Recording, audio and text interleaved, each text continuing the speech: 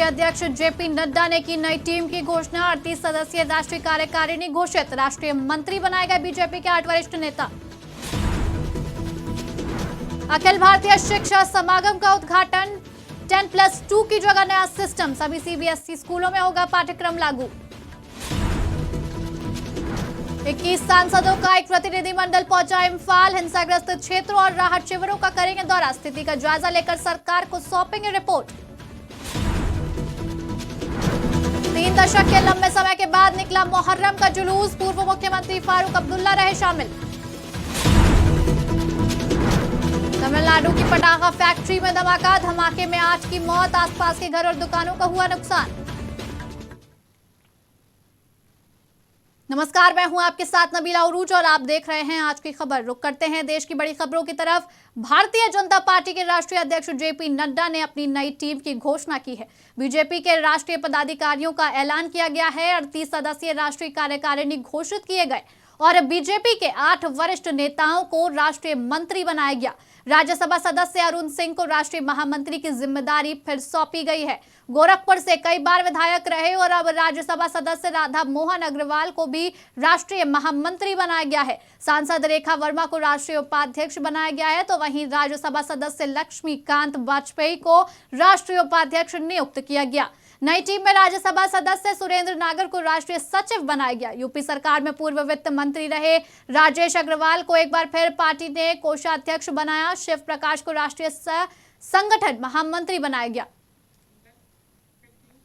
प्रधानमंत्री नरेंद्र मोदी ने राष्ट्रीय शिक्षा नीति की 3री वर्षगांठ के मौके पर नई दिल्ली के प्रगति मैदान में अखिल भारतीय शिक्षा समागम का उद्घाटन किया। नई शिक्षा नीति की 3री वर्षगांठ के मौके पर इस समागम का आयोजन किया गया और इसके उद्घाटन समारोह में प्रधानमंत्री मोदी ने कहा कि आने वाले समय में देश के सभी सीबीएसई स्कूलों में एक पाठ्यक्रम लागू होगा, जिसके लिए 22 भाषाओं में पाठ्य पुस्तकें तैयार की जा रही हैं। प्रधानमंत्री मोदी ने कहा कि हमारे विद्यार्थी नई व्यवस्थाओं से भलीभांति परिचित हैं। ये जान गए हैं कि 10+2 एजुकेशन सिस्टम की जगह 5+3+3+4 शिक्षा प्रणाली लाई जा रही है। पढ़ाई की शुरुआत 3 साल की उम्र से शुरू होगी। इससे देश में एक रूपता आएगी। और क्या कुछ कहा प्रधानमंत्री मोदी ने, आप भी सुनिए।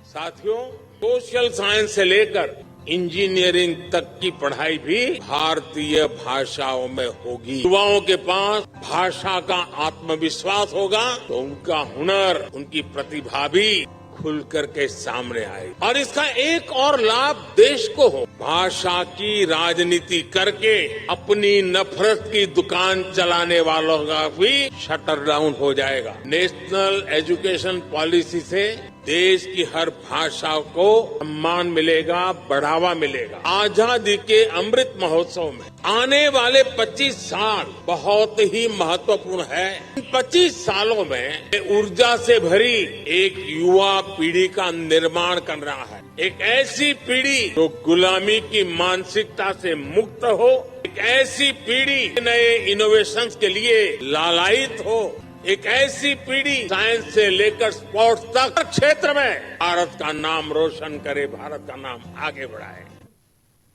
इंडिया गठबंधन के 21 सांसदों का एक प्रतिनिधिमंडल आज मणिपुर दौरे पर निकला है। ये सांसद हिंसाग्रस्त क्षेत्रों और राहत शिविरों का दौरा करेंगे। मणिपुर में हिंसा रुकने का नाम नहीं ले रही है और आए दिन कोई ना कोई ऐसी खबरें सामने आती हैं। कभी किसी का घर जला दिया जाता है, तो कभी बीच सड़क में चलती गाड़ी को फूंक दिया जाता है, कभी नेताओं का घर जला दिया जाता है, तो कभी दूसरी जातियों की महिलाओं को निर्वस्त्र बीच सड़क पर घुमाकर उनकी वीडियो वायरल कर दी जाती है। इसको लेकर सड़क से संसद तक बवाल मचा है और विपक्ष भी सरकार के खिलाफ लामबंद है। इसी बीच विपक्षी दलों का गठबंधन इंडिया यानी Indian national developmental inclusive alliance के 21 का एक प्रतिनिधिमंडल मणिपुर के इम्फाल पहुंचा। सभी सांसद हिंसाग्रस्त क्षेत्रों और राहत शिविरों का दौरा करेंगे और स्थिति का जायजा लेकर सरकार को एक रिपोर्ट सौंपेंगे। कांग्रेस नेता अधीर रंजन चौधरी ने कहा कि हम यहां राजनीति करने नहीं आए हैं और हम सभी को मणिपुर में संघर्ष का शांतिपूर्ण समाधान निकालने की कोशिश करनी चाहिए। जम्मू कश्मीर के श्रीनगर में 3 दशक से ज्यादा समय के बाद निकाले गए मुहर्रम के जुलूस में पूर्व मुख्यमंत्री और नेशनल कॉन्फ्रेंस नेता फारूक अब्दुल्ला शामिल हुए और उन्होंने जमकर बीजेपी पर निशाना साधा। उन्होंने कहा कि मुहर्रम का जुलूस निकलने से मुस्लिमों का वोट पा लेने की बीजेपी की मंशा पूरी नहीं होगी। फारूक अब्दुल्ला ने कहा, मुहर्रम का जुलूस जम्मू कश्मीर में कई वर्षों बाद निकला है। इससे पहले जब मैं जम्मू कश्मीर का सीएम था तब ऐसा मुहर्रम का जुलूस निकला था, लेकिन बीजेपी के राज में ये जुलूस निकलने से बीजेपी को क्या लगता है कि वो मुस्लिमों का वोट पालेगी? उसकी ये मंशा कभी पूरी नहीं होने वाली है। इसी के साथ उन्होंने ये भी कहा कि बीजेपी ने देश में सांप्रदायिक माहौल बना दिया है। उन्होंने मीडिया से बात करते हुए कहा कि वो प्रार्थना करते हैं कि मणिपुर और देश के बाकी हिस्सों में जारी हिंसा और अत्याचार खत्म हो जाए।